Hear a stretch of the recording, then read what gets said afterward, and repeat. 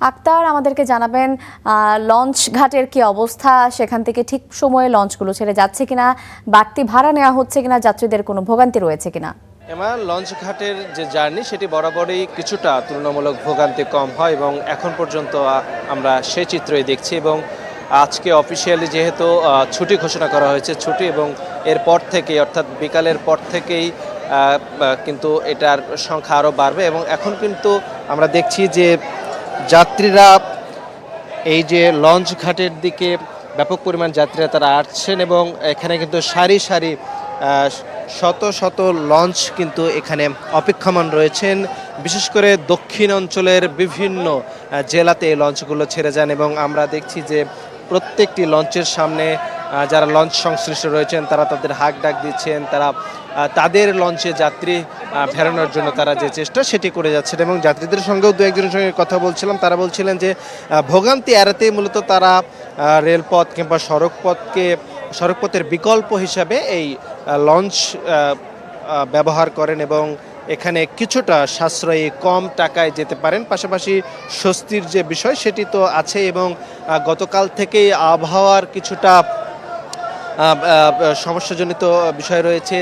আবহাওয়া এই কিছুটা ভালো কিছুটা খারাপের মধ্যে রয়েছে, এটি যাত্রীদের কিছুটা শঙ্কিত করে রেখেছে। কারণ নৌপথে আবহাওয়া যদি ভালো না থাকে সেক্ষেত্রে কিন্তু ঝড় কিংবা অন্য কোনো দুর্ঘটনার মধ্যে কবলে পড়তে পারে, কিছুটা ঝুঁকি থেকেই যায়। তারপরেও কিন্তু স্বাচ্ছন্দ্যের কথা চিন্তা করে যাত্রীরা এই যে লঞ্চ সেই লঞ্চ ব্যবহার করেই যাবেন এবং এই যাত্রায় নানা ধরনের ভোগান্তি থাকে।